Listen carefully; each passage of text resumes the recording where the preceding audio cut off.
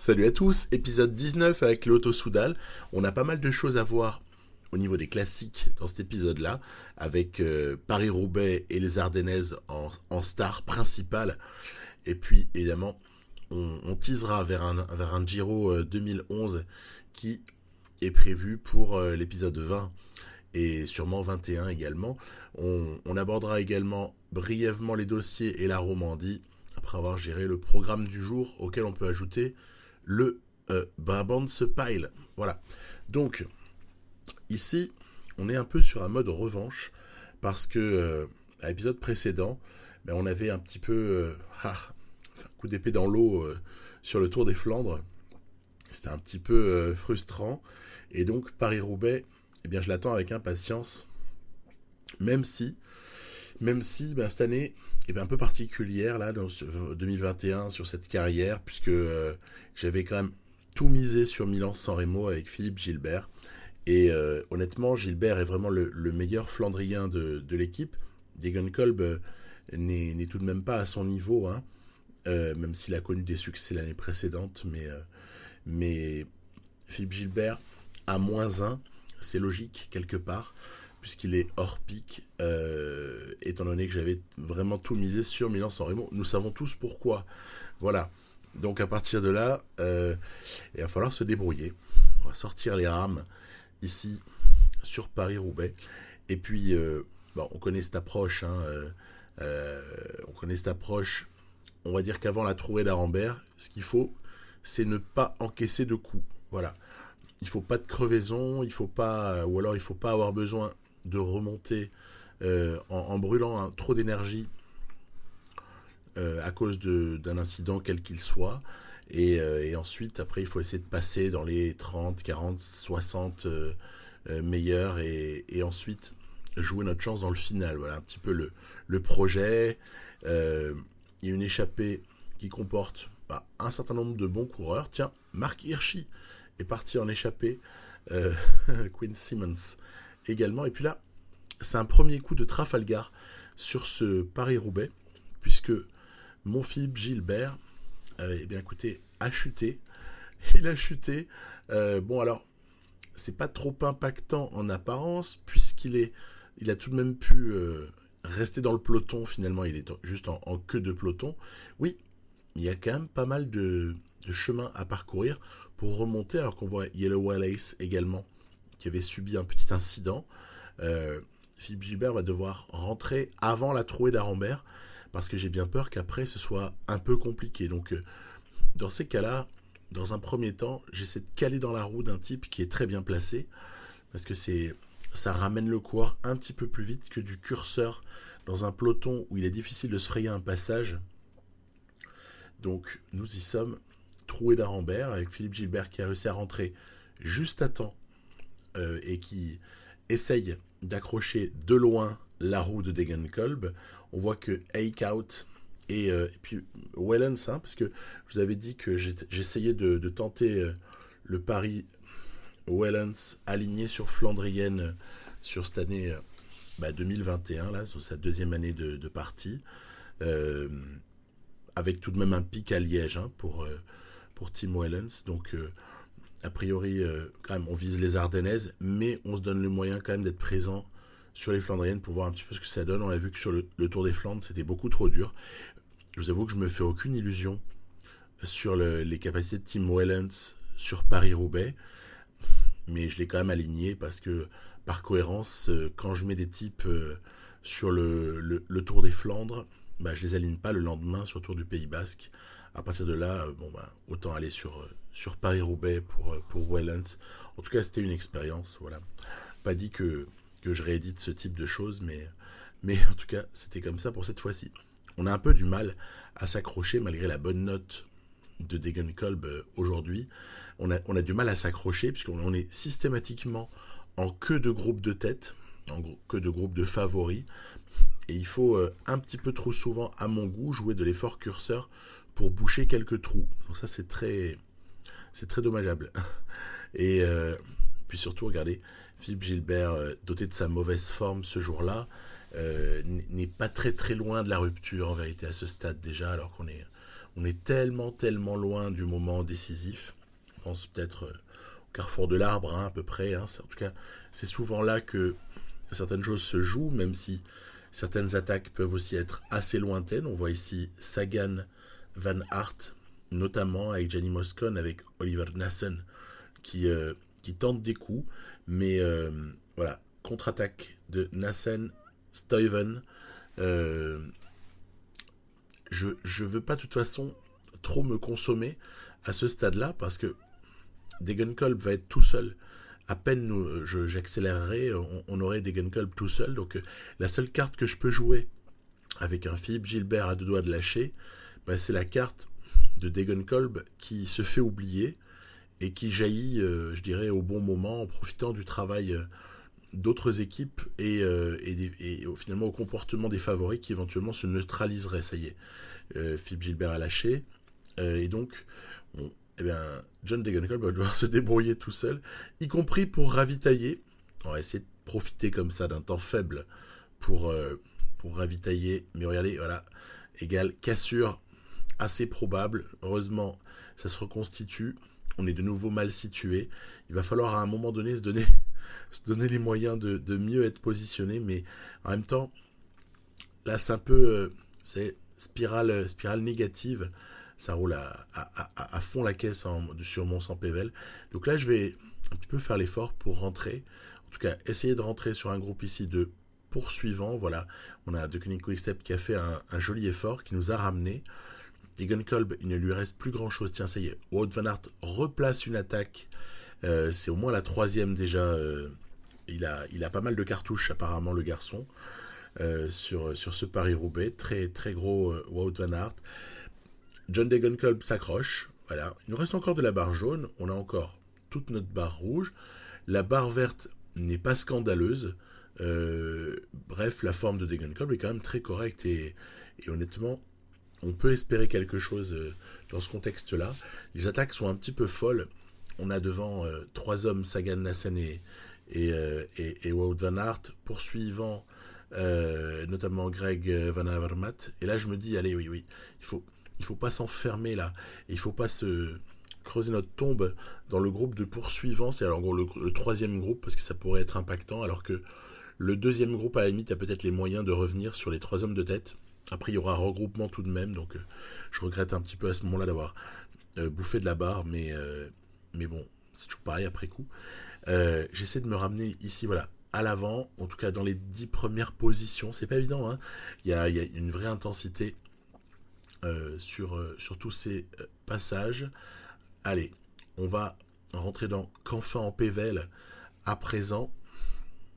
Un des moments décisifs, hein, de toute façon, c'est cet enchaînement avec le carrefour de l'arbre, en général, sur lequel beaucoup de choses se décantent. Oh là là, la vilaine crevaison pour probablement Alexander Christophe, qui dit adieu ici à tout rêve de victoire.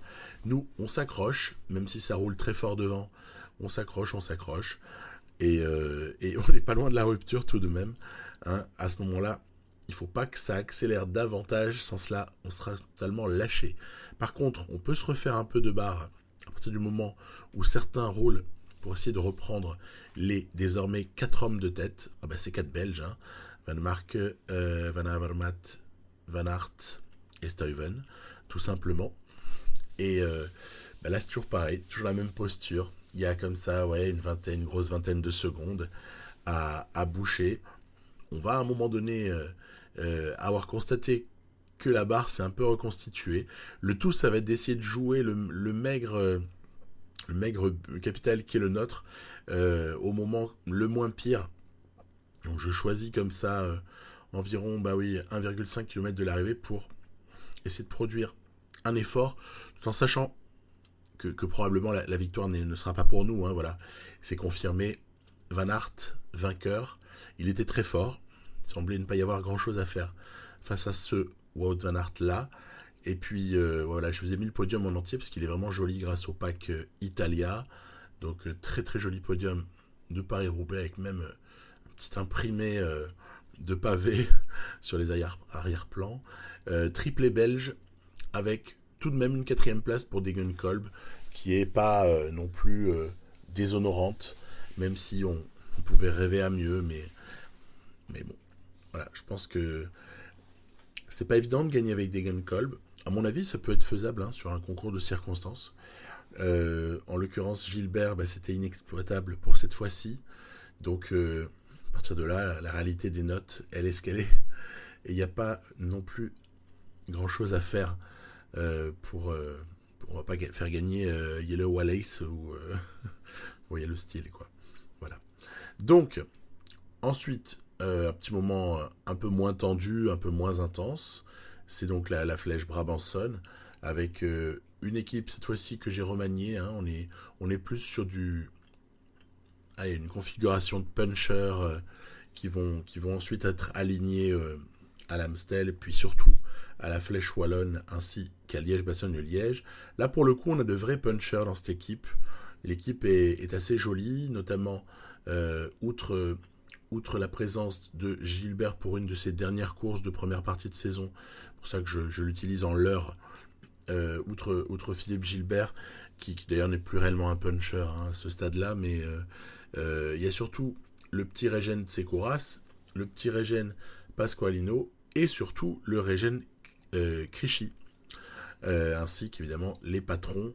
Les patrons, c'est Wellens et Teuns. Donc, je vous avais dit dans un épisode précédent que j'avais envie de faire quelque chose pour que Krichy en gagne une. Et donc, on va essayer de s'employer ici pour essayer d'emmener Krichy, malgré la présence de Laolès. Attention à Laolès, qui semble dans de bonnes dispositions, mais voilà, on a fait le boulot collectivement pour emmener le petit Krichy à la victoire sur ce Brabantse Pijl. Et donc, ça vient un peu couronner son bon début de saison à lui. Il a été présent, on se souvient, il y avait Catalogne, il y avait même d'autres courses avant où il avait été pas mauvais du tout. Et je suis content qu'il ait quelque chose à ce moment-là. Je trouve que c'est assez moral qu'il en gagne une. De la même manière qu'on avait pu à un moment donné se réjouir d'une victoire d'étape pour Teuns ou pour Wellens sur le Tour de Catalogne, histoire d'entretenir le moral. Voilà, Amstel Gold Race à présent, avec donc une équipe très très proche, peut-être juste la différence, peut-être juste sur Thomas de Ghent. Surtout, à ce moment-là, je commence à introduire le RS2+, parce qu'en fait, je compte ces jours, parce que le RS2+, est une de mes deux grosses recrues de l'intersaison, avec Dylan Teuns, mais je l'ai économisé beaucoup parce que je projette de l'aligner sur les 3 grands tours. Donc c'est ce fameux montage en faux pic prévu sur Romandie qui fait qu'après on a plutôt le pic de forme sur le Giro, le premier, alors que normalement on ne doit pas avoir un premier pic de forme sur le Giro. Et ensuite, évidemment, le Tour de France et la Vuelta. Donc de plus, c'est comme de Ghent, finalement, c'est les deux types que j'ai alignés sur la planification un peu particulière qui permet de participer aux 3 grands tours avec un grand nombre de jours de pic de forme sur chacun d'entre eux. Voilà. On sait que c'est un petit peu plus délicat sur la Vuelta, puisque évidemment quand les retards s'accumulent, forcément ça se répercute sur le 3e grand tour de la saison, c'est logique. Mais a priori il y aura quand même des choses à faire. Alors, on est à un stade de l'Amstel où ça commence à bientôt casser. Donc on est encore... la majeure partie du peloton est encore regroupée, mais il y a déjà là de nombreux coureurs très fatigués. Il s'agit juste de ne pas se faire avoir, par exemple, comme ici sur un ravitaillement. Je me fais encore avoir parfois, alors que je sais très bien qu'il y a des moments pour ravitailler, il y en a d'autres où il faut surtout pas prendre le risque de ravitailler, sinon on se prend une cassure et on se fait éliminer totalement. Velléité d'attaque de Teuns, non, pas du tout, non. Surtout pas attaquer à ce moment-là, c'est trop tard, c'est trop tôt, beaucoup trop tôt, pardon. De plus, ça va, il a pu ravitailler, donc c'était correct, il n'a rien subi. On va essayer de jouer pour Teuns et pour Wellens, bien sûr, ces 3 courses, ces 3 Ardennaises majeures que sont donc l'Amstel, la Flèche Wallonne et Liège-Bastogne-Liège. Sachant que finalement, j'ai pas de préférence entre l'un et l'autre. Si Teuns sert de premier attaquant, alors ce sera Wellens qui sera chargé de surveiller les deuxièmes offensives ou les contres. Ouais, on passe sur la ligne d'arrivée. Voilà, à tout à l'heure. Et réciproquement, c'est-à-dire que si j'utilise Wellens pour plutôt allumer une mèche et peut-être jouer un coup aussi, on ne sait jamais, hein, à ce moment-là, c'est Teuns qui est chargé de plus surveiller les favoris. Donc voilà un petit peu la stratégie prévue. Je cale Wellens pas très loin d'Alaphilippe. Je me méfie beaucoup de Julien Alaphilippe. Tiens, pourquoi donc? Et Teuns, en revanche, voilà, lui a subi ici l'accélération de Van Der Poel. J'avais essayé de caler Teuns dans la roue de Van Der Poel, mais il a été incapable de le suivre. Impossible. En revanche, Wellens a réussi à suivre Alaphilippe, ce qui nous fait 3 hommes en tête, avec la possibilité, en tout cas la quasi-certitude, si ça collabore correctement, et en général c'est le cas, de se disputer la victoire. Voilà, ça se sera décanté très très rapidement sur la cassure là avec Teuns qui n'a pas réussi à suivre MVDP. Et donc, il va falloir essayer de lancer parce qu'on est le moins rapide des 3 au sprint. La fusée Alaphilippe nous a laissé aucune chance et Van Der Poel prend la 3e place. Donc, finale assez nerveux. Tout se passe très très rapidement finalement. Et là, il n'y avait pas, je trouve, grand chose à faire. Julien Alaphilippe, c'était très très fort et bien plus fort là que Tim Wellens. Donc 2e place sur l'Amstel après une 4e place à Roubaix. On va regarder un petit peu maintenant du côté de la Flèche wallonne. Alors c'est très impressionnant, hein, le niveau comme ça de Alaphilippe et de Van Der Poel. Ça en fait de véritables épouvantails quasiment à chaque partie, dès lors qu'on est sur cette partie-là de la saison. Comment faire pour lutter contre ces surhommes? C'est vraiment pas évident. Et parfois, on peut arriver à les perturber un petit peu. Là, ça n'aura pas été le cas, en tout cas pour le moment, puisque l'espoir fait vivre. J'ai quasiment, ça je l'ai annoncé aussi depuis un petit moment, j'ai quasiment tout misé ma première partie de saison pour Dylan Teuns sur la Flèche wallonne. Première partie de saison, parce qu'après il est quand même sur le Tour de France, il y a 2-3 idées en tête, mais Flèche wallonne pour Teuns. Donc je me demandais un petit peu si c'était envisageable de gagner la Flèche wallonne avec Dylan Teuns. C'est ce qu'on va voir ici. Les formes du jour sont pas non plus dégueulasses. Et Wellens est également là pour ramasser les miettes au cas où. Donc, plusieurs stratégies possibles à ce stade-là. On est rentré dans le circuit final. Plusieurs stratégies possibles. Soit on fait une course d'équipe et on essaye de placer Teuns dans la roue de Wellens. Peut-être même lui-même dans la roue de Krejci, par exemple. Genre on fait un petit train et on essaye de placer donc tout ce petit monde dans les meilleures dispositions en bas du mur de 8.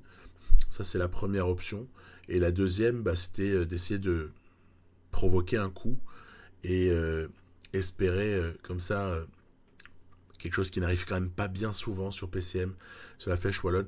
Moi, je sais que même pas souvenir d'avoir vu une échappée, fut-elle si peut-être une fois, une échappée avait été difficile à reprendre pour l'IA. C'était il y a 1 an ou 2, je sais même plus avec quelle équipe, mais c'est à peu près la seule fois. Hein.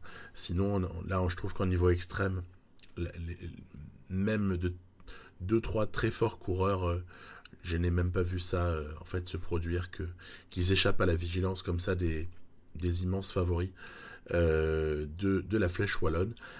À partir de là, bon, on tente quand même notre truc avec Krejci pour essayer de maintenir un gros rythme par moment. C'est aussi pour prévenir les attaques que j'ai fait ça, parce qu'on sait que sinon ça peut partir, et alors à ce moment-là, il faut pas que le coup parte sans nous. Mais on a aussi eu souvenir l'an dernier, par exemple, de situations sur lesquelles Alaphilippe, qui est nettement plus fort que tout le monde sur la Flèche wallonne, partait de trop loin, se fatiguait, et après on avait l'opportunité de le de profiter finalement de sa débauche d'énergie excessive, quoi, hein, dans le mur final. Ici, c'est quand même le spot où on peut tenter quelque chose. En tout cas, c'est ici une fois que j'avais réussi à sortir. Je sais plus exactement avec qui, mais ça m'était arrivé une fois. Et l'échappée était allée assez loin, et finalement les 4 hommes s'étaient s'étaient disputé la victoire en fait, en faisant fi du retour des autres. Et donc, ouais, j'ai tenté quelque chose dans le même esprit, mais là la vigilance de l'IA était beaucoup trop présente.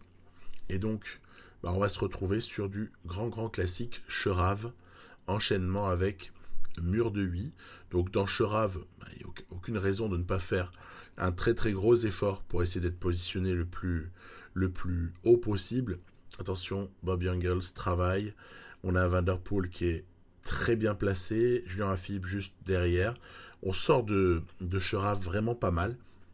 En revanche, maintenant, il va falloir choisir des roues pour le mur de 8.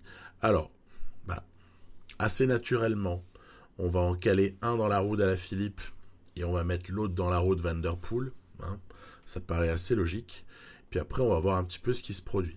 C'est parti, mur de 8. Alaphilippe attaque tout cela en tête. Teuns est dans la roue d'Alaphilippe, alors que Wellens subit il est un peu tassé là, comme ça, sur le côté. Ah là là là là là.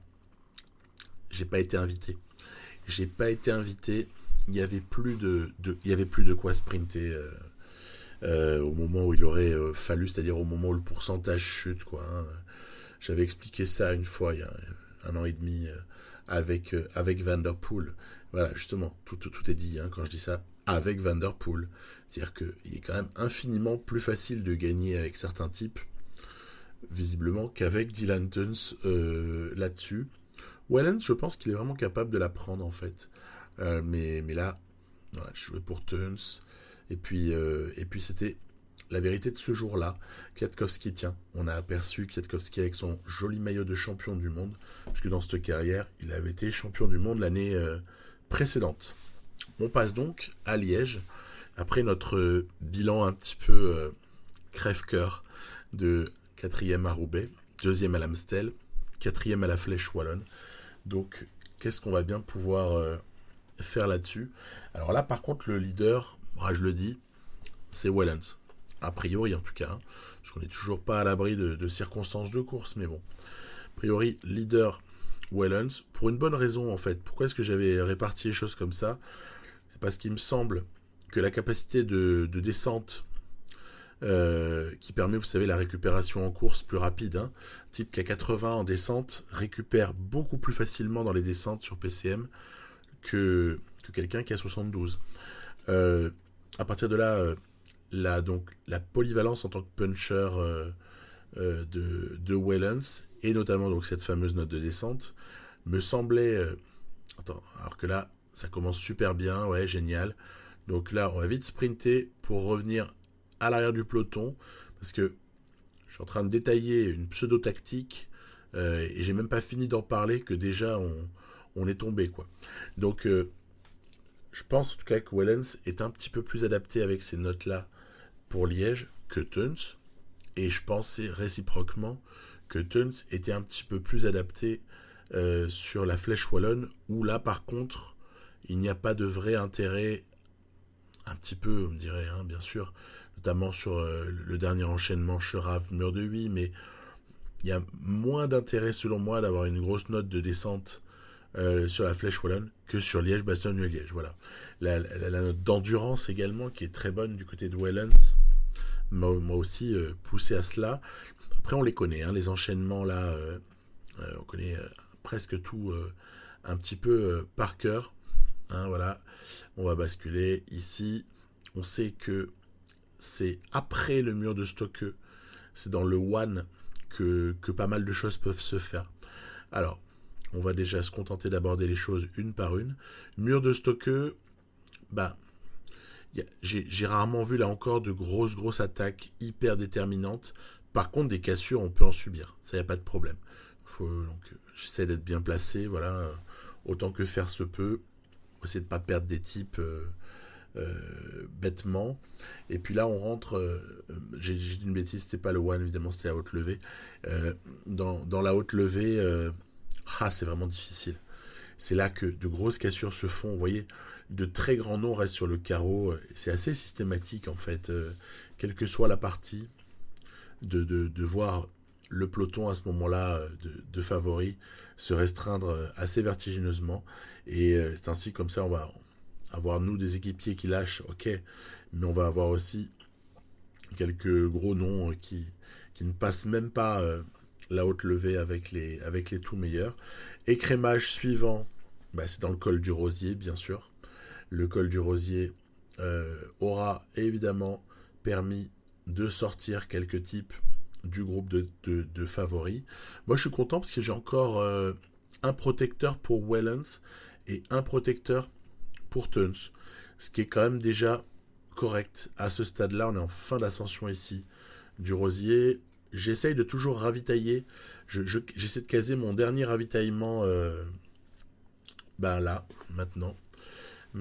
Tiens, il y a moyen de rattraper le groupe ici avec Pasqualino, donc on va pas s'en priver.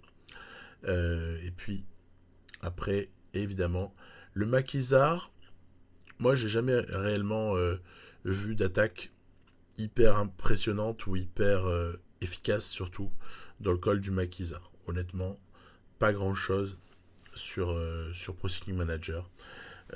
Et puis, on convole joyeusement ensuite vers la côte de la Redoute. À la Redoute, par contre, il peut y avoir souvent des coups qui partent dans la Redoute. Donc, je vais essayer de me porter à l'avant et voir s'il y a une roue à prendre, s'il y a un coup dans lequel il faut essayer de participer, ou si on peut se permettre comme ça d'attendre la roche au faucon et jouer sur un petit coup de dé la victoire par un départ, par exemple, opportun, ou des choses de ce style-là. Il y a eu un petit peu une accélération là, de certains. On a aperçu Pogacar, on a aperçu évidemment Mollema, voilà, Julien Alaphilippe, Van Der Poel, bref, tous les noms auxquels on s'attend, en vérité, Maximilian Schachmann également, en tout cas, beaucoup de noms auxquels on s'attend sont là, c'est eux qui vont jouer les premiers rôles, c'est leur course, un peu Liège-Bastogne-Liège. Attention à cette toute dernière possibilité de cassure sur la relance aussi. Regardez, voilà, hop, ça attaque assez violemment. Matteo Trentin est bien présent. Il résiste le bougre. Il ne faudrait pas se retrouver à arriver dans un groupe avec Matteo Trentin, parce qu'on est un petit peu certain de se faire croquer au sprint. Et voilà, on y arrive, hein. Côte des Forges. On va donc être à blinde dans la Côte des Forges. C'est toujours pareil. Là aussi, il faut essayer d'être devant, je pense. Je pense qu'il faut vraiment essayer d'être devant. Mais après, les contre-exemples existent. Hein. Il y a pas longtemps, j'ai gagné dans la Côte des Forges. J'étais pas du tout dans les 10 premiers, quoi. Hein. Ni même d'ailleurs dans le début de la montée vers de la Roche au Faucon. Hein. Donc, il n'y a pas non plus des règles absolues là-dessus. Mais bon, on va dire qu'il y a des choses qui sont plutôt bons signes et d'autres qui le sont moins, quoi. On va donc ici, avoir le concours du petit Krichy qui rentre quand même sur un groupe qui ne roule plus tellement à ce stade-là. Il y a quelqu'un qui s'est barré devant. Qui c'est c'est Warren Barguil, je pense.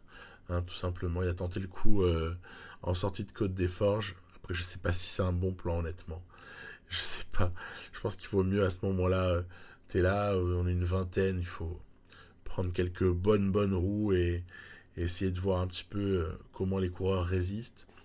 C'est vrai que Wellens n'a pas non plus la forme du jour la plus exceptionnelle de sa vie.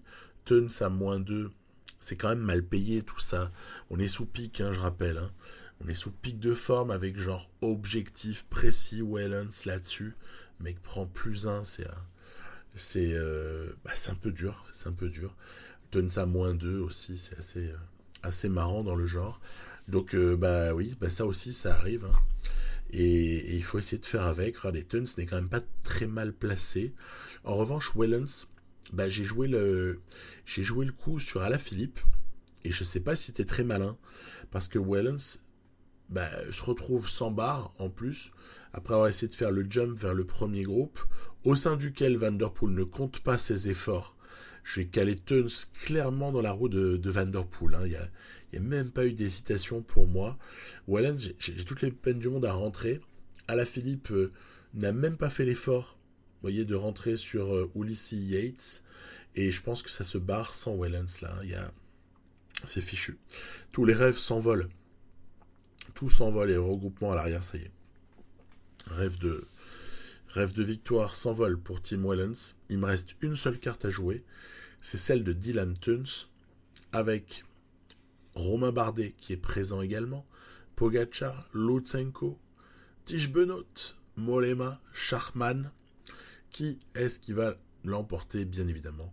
C'est Van Der Poel. Il n'y a rien à faire.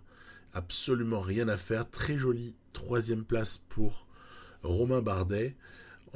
Même pas le cœur de vraiment sprinter avec Wellens tellement on est loin du compte, hein, et on s'en fout d'être 10e ou 11e. 4e place donc pour Dylan Teuns. On est là encore pas sur le podium sur ce Liège-Bastogne-Liège, brillamment remporté tout de même par un Van Der Poel à la fois généreux et à la fois décisif tout de même sur la fin. Il a beau avoir beaucoup donné, il lui reste énormément. Donc, j'ai envie de dire, score final, Van Der Poel 2, Alaphilippe 1, et puis pour nous, 0 pointé. 0 pointé, pour dire que c'était un objectif de saison, c'est quand même joliment raté. Cette séquence Flèche Wallonne, par exemple, Liège-Bastogne-Liège. Ensuite, j'ai été simulé, vous voyez Thomas de Ghent en photo, j'ai été simulé ce Tour de Romandie pour une bonne raison, c'est que je n'y avais pas aligné mes leaders. De plus, parce que je ne veux pas le surcharger en jour de course. Mézec, je l'ai mis sur le Tour des Asturies, parce que là aussi, je voulais pas lui infliger 6 jours, mais plutôt 3 jours de course. C'est l'histoire de pics, pour que les pics tombent juste. J'ai fait une croix, tant pis, sur Romandie. Et Romandie sur lequel, après une victoire de Roglic, sur le prologue, Nairo Quintana a joliment remporté la 2e étape. Ensuite, ce sera Patrick Conrad qui va comme ça s'imposer, voilà, sur l'étape 3. Il prend d'ailleurs au passage le général, mais après les deux gros noms restent bien placés. Étape 4, a priori pour le sprint. Donc Caleb Ewan a une belle occasion ici, voilà, d'ajouter une victoire à sa quinzaine déjà de victoires globalement sur 2021. Et l'étape Rennes arrive, voilà, étape Rennes, étape 5, Sion 2000, avec des rapports de force qui sont toujours intéressants à observer, surtout quand il y a un Giro derrière. Vous allez me dire, en Romandie, c'est quand même souvent le cas. Et pouvoir un peu essayer de comprendre qui est en forme, qui l'est moins. Apparemment, Nairo Quintana, il est on fire. Et on va d'ailleurs s'en rendre encore un petit peu plus compte après le chrono de l'étape 6, où Quintana a repris du temps sur Carapace et se retrouve à remporter ce Tour de Romandie de fort jolie manière. Et à présent, si on parlait un petit peu du Giro qui va suivre. Alors, c'est un variant 2011, j'avais fait voter sur le Discord, fait voter, et c'est 2011 qu'il a emporté. Alors, c'est vrai que 2011, ça n'est pas que des bons souvenirs, parce que, par exemple, Scarponi, souvenez, en avril 2017, il meurt sur une route d'entraînement. Il avait gagné ce Giro. Après le déclassement de Contador, vous aviez aussi ce Belge, le pauvre Wayland, qui était mort au cours de l'étape 3, là, il avait chuté à 25 bornes de l'arrivée. L'étape 5, pour redonner le sourire, c'était du Strade Bianche, mais il n'y avait pas eu non plus des écarts phénoménaux. Il y a une grosse explication, je pense que c'est là qu'on va commencer à y voir clair, ce sera à l'étape 7. Il y aura un deuxième rendez-vous sympathique, c'est l'Etna, étape 9. arrivé au sommet, Etna, ça a quand même toujours du sens hein, sur le Giro, l'Etna. Et puis ensuite, il faut aller du côté de l'enchaînement 13, 14, 15. Alors, l'étape 13 avec le Grossglockner, là, déjà, elle est coquine. Mais alors, la 14 avec cet enchaînement final Monte Crostis et Monte Zoncolan, là, on est dans la folie furieuse. Donc ça promet, ça promet, ça promet. Et puis, tape 15 le lendemain, quand même pas non plus anodine. Donc au soir de l'étape 15, quelque chose me dit qu'on y verra plus clair. Mais attention, il y a ce contre-la-montre très favorable aux grimpeurs, sur lequel certains de nos coureurs, qui sait, pourraient faire de belles affaires. Hein. Donc ça pourra rester serré jusqu'au bout. Étape 17 peut permettre aussi de piéger l'IA, hein, on ne sait jamais. Si jamais une opportunité en tout cas se présente. Puis après, ça va être encore une fois des arrivées au sommet. Macugnaga, excusez-moi, pour la 19. Et le petit enchaînement un peu classique qu'on connaît, Finestré, Sestrière, pour l'étape 20. Ça nous rappellera des souvenirs d'il n'y a pas si longtemps que ça, hein, souvenez-vous, en septembre dernier. En octobre, non c'est ça, je ne me suis pas trompé. En octobre dernier, on avait eu droit à ça. Écoutez, voici l'équipe. Hein. On essaiera de faire confiance à Lorenz de plus. Alors c'est rigolo parce que pour la petite histoire, je m'attendais à une progression de 2+, il n'y en a pas eu.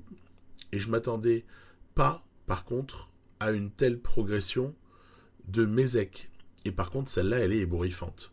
Ça t'arrive à 79 en montagne, à 80 en contre-la-montre, c'est joli. Voilà. Donc ça promet. Et puis dernière chose, c'était pendant le Tour de Romandie, mais bon voilà, j'ai un peu séparé les choses, j'aime pas tout mélanger. C'était les dossiers. Et je me suis dit que comme c'est pas du tout garanti que je refasse une année de plus avec cette équipe, on est déjà fin février, début mars, là au moment où je parle, on est en mars même, je me fais plaisir.